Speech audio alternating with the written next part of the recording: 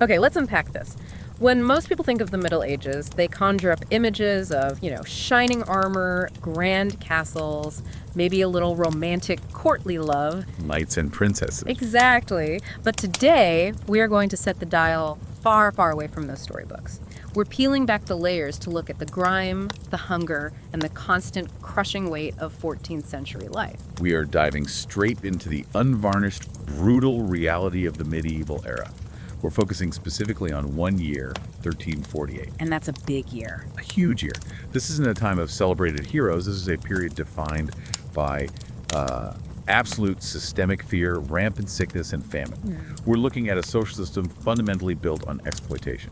Right. So our mission today is a deep dive into the lived experience of three figures whose lives were just inextricably linked in this brutal hierarchy. Wow. We have the forgotten peasant, the ruthlessly trained knight, and the king who sat on a throne that, well, it provided him with no actual peace. We want to see how the system worked, from the person digging in the dirt all the way up to the person signing the decrees. Because the core theme of this era, which our exploration makes brutally clear, is that justice only speaks from the mouth of the one holding the sword. Wow. This wasn't a society striving for fairness. It was structured so precisely that no one, regardless of their rank, was truly born free. They were either the master, temporarily, or the sacrificial lamb, permanently. That distinction, master or sacrificial lamb, is what we need to keep in mind.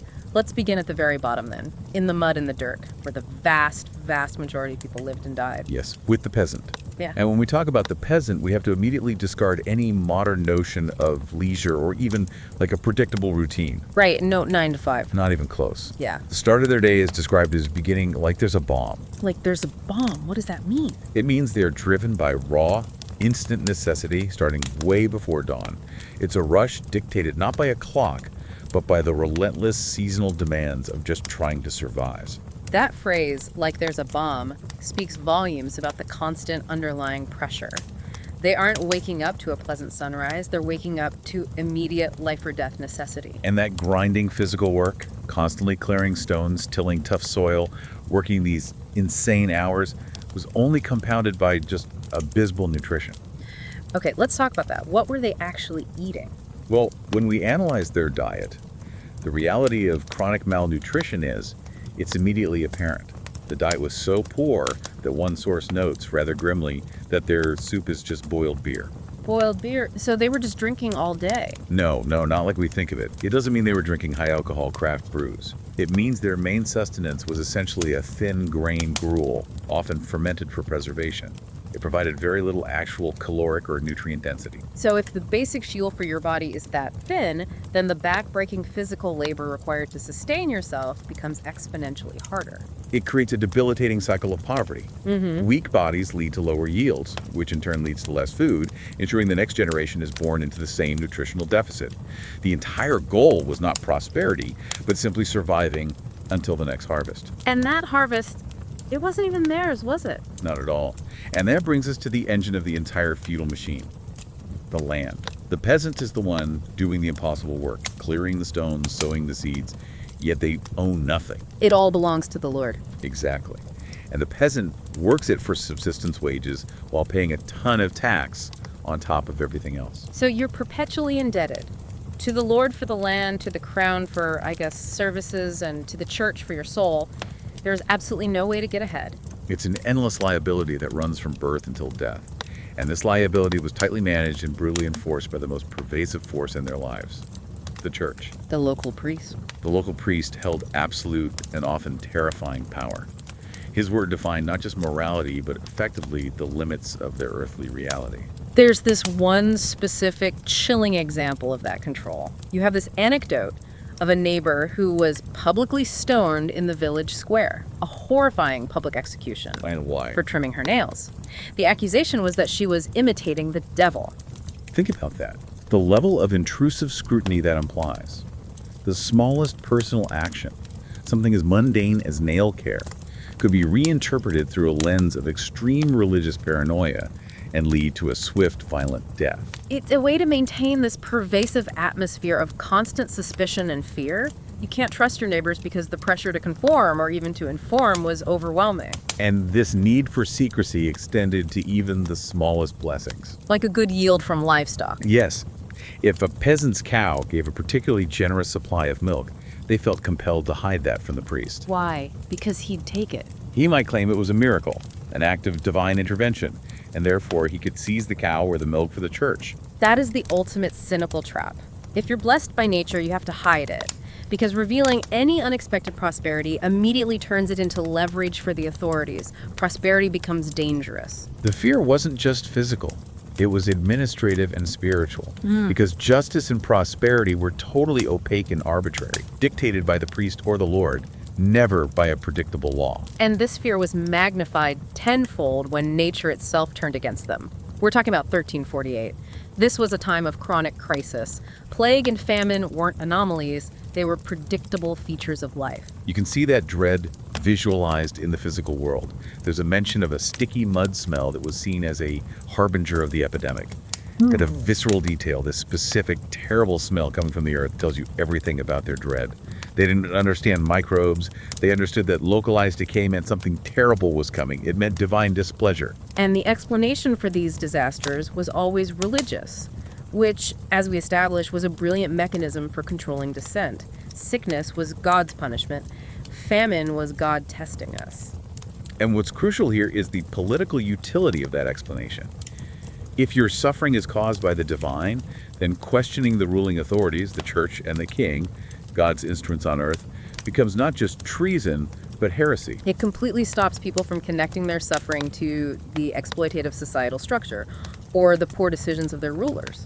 It's the perfect psychological control. If you're starving, it's not because the Lord collected too much tax, it's because you sinned, and the consequences were horrific, as we see in the anecdotes. Milat dying while vomiting, 3 children dying overnight in a nearby farm. These aren't just statistics, they are neighbors. And when the priest claims their deaths are due to sin, they almost bury the mothers alive, as punishment for grieving, or perhaps for not being pious enough. The consequence for being a victim of disease is nearly death itself. And if natural disaster wasn't enough, there was the constant man-made threat of war. The crown always needed bodies.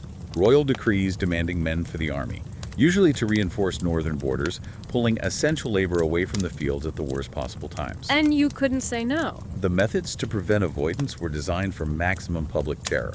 The consequences for hiding or resisting were horrific, often impalement in the square. The punishments were becoming more and more extreme, more fantastical.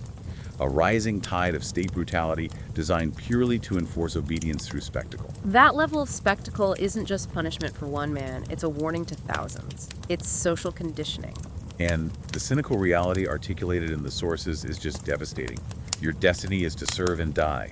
The ruling class doesn't care about your family or your field. You are a disposable resource for the crown's endless military needs. This brings us to the ultimate breakdown of the social contract for the peasant. The farce of feudal justice, which is just perfectly exemplified by the story of Hassan. Right, Hassan. A soldier who returns home from fighting the king's war. And he returns to find his life totally erased. While he was away serving the crown, his mother, Zarif, died from the plague. The sources use the term Vebane. And we should pause on that term. It's not just the Black Death. Vebane is a specific, localized term steeped in terror. It makes it far more visceral. A localized horror.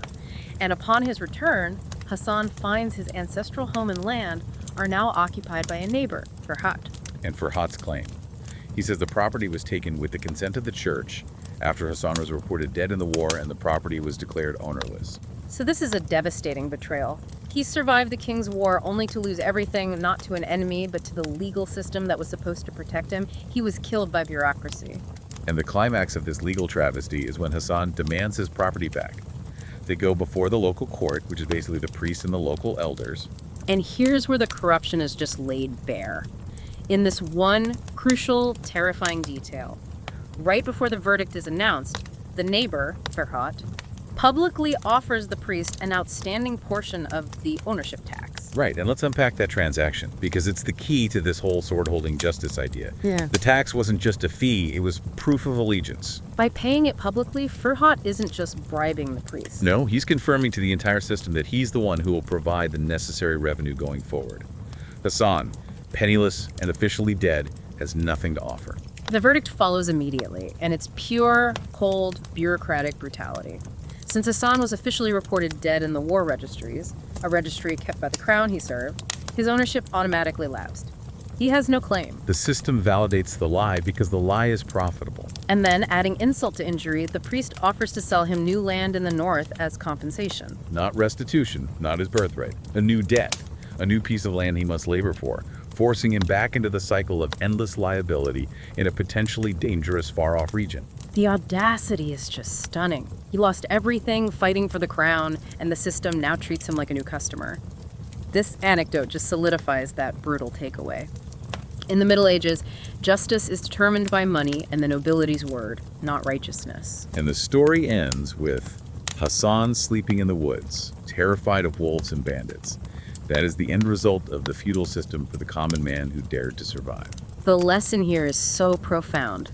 For the peasant, life was a continuous negotiation against overwhelming forces, nature, the government, the church, greedy neighbors. And in every negotiation, they held zero leverage. Their labor fed the system, and their fear ensured they never questioned it. Okay, so if the peasants' labor fed the system, then the knight's calculated violence was the gear that ground that labor into submission. Right, we're moving up the ladder to the enforcer. This is where the romantic mythology is thick as shining armor, courtly love, noble wearers. And this is where the sources perform the most necessary debunking. Oh, yeah. The myth is a beautiful, shiny lie. The reality is a life of constant survival 50-degree heat that's Celsius inside that armor. Unbelievable. Sweat, blood, and mud. These men, far from being pristine heroes, would go unwashed for months on a campaign. It was a life defined by grubby, functional brutality. This wasn't some noble pursuit. It was a military specialization that required absolute physical and mental hardening. And that process began ruthlessly young, around age 10. The training was designed to break down the individual to build the warrior. The sources stress there were no games, only sweat, mud, and broken bones. Right. They had to eliminate any trace of a soft upbringing. We hear the story of Mahmud, the son of a rich lord, who was forced to carry stones like a common servant. And why? What's the philosophy there? It was a core component of the training. The master's logic was highly pragmatic. If a rich man doesn't know the weight of the armor, he will be crushed by it. Serve first, then rule. That's a fascinating inversion of privilege. The future ruler has to learn what it means to be ruled purely for the sake of battlefield efficiency. They cannot afford to be soft, incompetent nobility. But the training extended beyond just physical exertion. Right, it wasn't just about fighting. Absolutely not. The knight-to-be had to master politics, history, and even etiquette, like the proper way to serve wine in the Great Hall. Why is that crucial? Because a knight is not just a blunt instrument of war. Exactly. He's an administrator, a diplomat, a trusted retainer. His value lies in his comprehensive utility.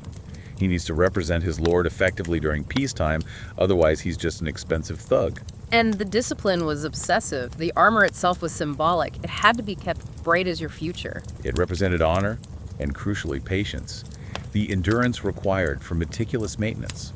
It wasn't just protective metal. Any scratch was a sign of shame, a failure of vigilance. It seems like it serves two purposes: psychological conditioning for the knight and visual intimidation for everyone else. A sparkling knight is a symbol of his lord's wealth and power. Precisely. And the advanced combat training detailed in the sources sounds almost impossible.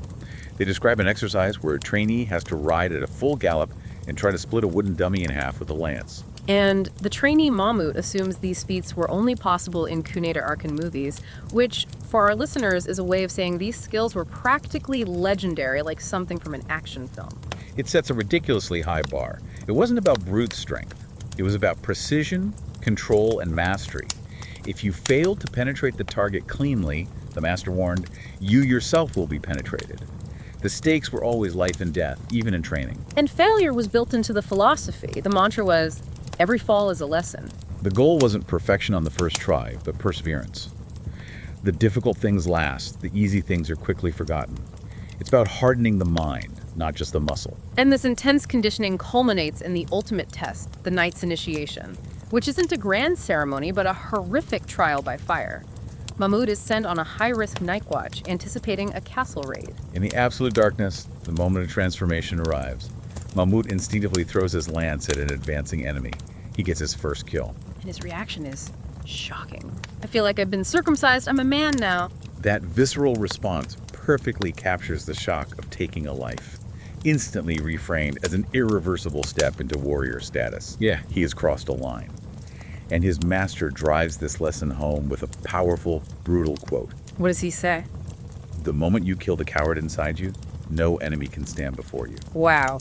So the true enemy wasn't the bandit he struck down. It was his own hesitation, his own fear, his civilian self. He had to extinguish the soft, noble boy to become the functional, obedient weapon.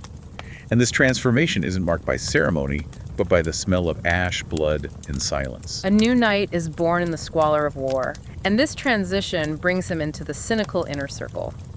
The Lord confirms the exploitation model with a comment that I find just chillingly honest. What's the comment? He says, essentially, if bandits didn't raid villages, who would we protect and from whom would we collect tax? Wait, doesn't that fundamentally change how we view protection in the Middle Ages? That sounds less like a noble service and more like a carefully managed business model, a protection racket. It certainly implies that controlled chaos is profitable. If the borders were perfectly safe, why would the peasant need the knight? The knight is a necessary enforcement mechanism for the ruling class's economic model. So the knight's path is one of grit, service, and institutionalized violence, where the high ideals of chivalry are just the shiny facade covering a brutally pragmatic, state-sanctioned economic reality. They're the terrifying bridge between the exploiting power and the exploited masses. Okay, so we've seen the peasant who owns nothing but their labor, and the knight who is trained to be the noble's weapon. Now we reach the man at the very top, the king. If anyone should be secure, free from fear, and truly independent, it should be the sovereign right. That is the greatest illusion perpetuated by history. The throne is referred to not as a seat of ultimate power, but as a throne of paranoia. Throne of paranoia, I like that. The king sees his power not as freedom, but as constant, exhausting negotiation, a complex political game that demands his attention every hour of the day. His seat is fundamentally unstable. It's laden with the hunger of the people below him, the ambition of the nobles around him, and the towering authority of the church above him. He's constantly managing these competing forces just to stay alive. He's physically and psychologically insecure. We see his deep-seated paranoia about assassination, detailing how he's unsure if the drink in his goblet is wine or slow-acting poison. It's jarring to realize that the most powerful man in the kingdom lives with the exact same level of crippling suspicion as the peasant hiding his cow's milk. He asks himself, does a person live in suspicion even in his own palace? And the answer is clearly yes. His greatest threat is often internal. So because of this instability, his primary job isn't good governance, it's threat management and manipulation. Yes. When a small rebellion breaks out in the South, his immediate response isn't justice or diplomacy. It's pure propaganda and psychological warfare. He immediately uses military action, not just to put down the rebellion, but to spread rumors of a great victory, often an exaggeration or an outright lie back to the capital. Then he slightly reduces taxes to take the gas out of the people. It illustrates the transactional, theatrical nature of kingship. He treats public opinion like a volatile chemical he has to stabilize with precise inputs of dread and relief. But the internal threats are manageable through manipulation. The greatest non-negotiable threat to his power comes from his supposed spiritual partner, the church. The church holds the ultimate power broker role because they control legitimacy. And we see this played out dramatically after that southern campaign. The archbishop's visit is not a congratulations, it's a financial collection. He demands half the wealth and 1/3 of the lands gained from the campaign. Half the wealth, 1/3 of the land. That is an immense drain on the crown's resources. And the reason given. Not the king's needs or the soldiers' pay, but God's will for expanding the faith and building a new cathedral. The church uses the currency of faith to secure real-world land and gold, assets the king absolutely needs to reward his loyal nobles. The king's being financially strangled by his own ally. And when the king inevitably balks at this, the archbishop uses his ultimate leverage, legitimacy. He reminds the king that the authority of his crown comes entirely from the church's blessing. Refusal is suicidal. The church holds the power to incite the restless populace. The archbishop warns that if the king refuses, the church will trigger a fire greater than any rebellious tribe. So the king is forced to submit. He has to hand over huge portions of his domain. He understands that the church's words are stronger than his royal decrees. He's a king by their grace, and he has to pay for it. And this constant blackmail reinforces the king's primary method of operation: Governance through overwhelming fear and sophisticated manipulation. His advisor is key here. Right, the cynical advisor. When the people are starving and someone curses the king in public, his recommendation is chilling. Immediate execution via impalement. And the advisor's rationale is terrifyingly clear. Fear is superior to loyalty. He argues loyalty can end when the stomach is full, but fear continues even in the grave. Kingship, in this context, is not about care or building bonds. It is about maintaining absolute paralyzing control. But they take this a step further into outright genius manipulation. With the popular preacher. Exactly. A charismatic preacher begins inciting a genuine, large-scale rebellion. This is where we see true Machiavellian governance centuries early. Instead of silencing the preacher, which would martyr him, they decide to fund the preacher. Wait, they fund the man trying to overthrow them? That seems incredibly risky. What's the end goal? Redirection and control. The advisor uses the analogy of public anger as a river. If left alone, it floods and destroys the king's authority. But if you dig small, strategic channels, you can control where that water flows. And where do they redirect the flood of anger? They ensure the preacher, unknowingly, starts targeting the king's rivals, powerful, disloyal noblemen. The energy of the popular dissent is redirected to destroy a rival's palace or Sarah. So they use the king's enemies as a weapon against a greater internal threat. They don't silence dissent, they harness it and subtly point it at their competitors. It's brilliant in its cynicism. It's the ultimate display of controlled political chaos. The king is operating on a razor's edge, constantly sacrificing smaller threats to keep the grand structure of his own rule intact. But even the most brilliant maneuvering can't save a king from incompetence and bad luck. The Southern military campaign, his great propaganda victory, collapses catastrophically. Half the army is lost in a swamp ambush due to poor leadership.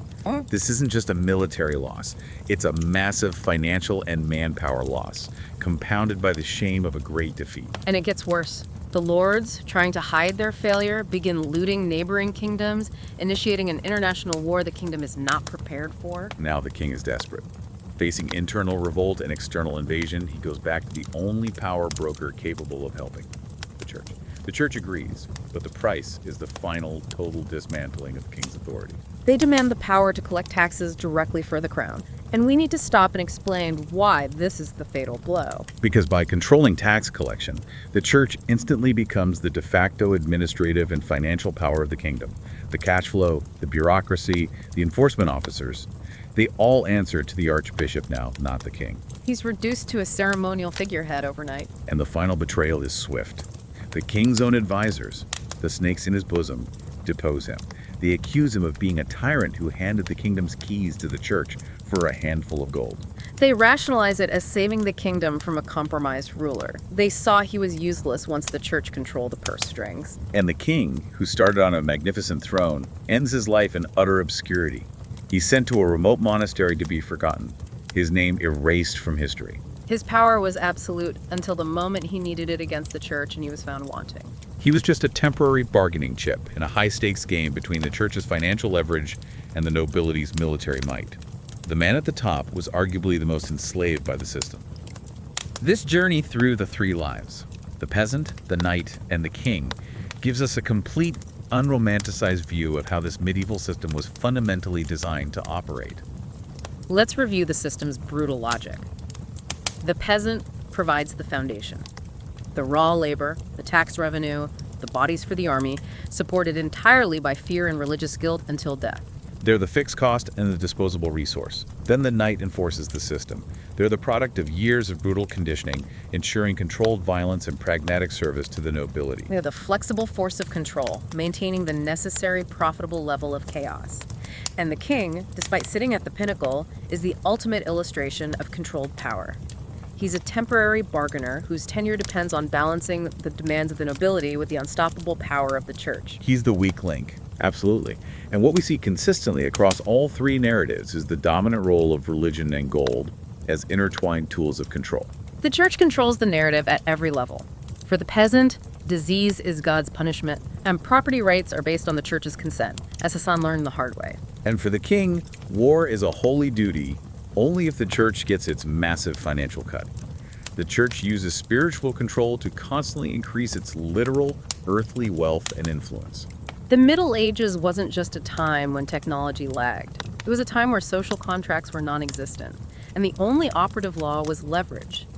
Every decision was dictated by authority built on fear and financial transactions cloaked in piety. It was a world where a peasant could be stoned for trimming their nails, where a knight's honor was used to mask a protection racket, and where the king's crown was ultimately just a receipt for a massive, unpayable loan from the archbishop. What stands out to me is how power flowed upwards, perpetually reinforcing the institutions, never the individuals.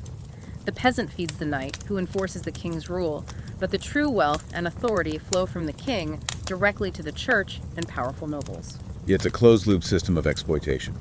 And this knowledge should prompt us to reflect on our idealized views of history. We romanticize these figures, but their lives were defined by structural forces of leverage and fear, forces far beyond their personal will. The glamorous history books tell the tale of glorious achievements. But the reality was the muddy road, the sweaty armor, and the constant gnawing anxiety that dictated every single choice. So if the peasant's destiny was determined by the dirt, the knight's by the sword, and the king's by the political game, the only constant that bound all three, the poor, the warrior, and the ruler, was that paralyzing force. Fear. Was the greatest power in the Middle Ages truly the crown, the sword, or was it the simple, terrifying act of successfully controlling what people were allowed to fear? That is the question we leave you to mull over.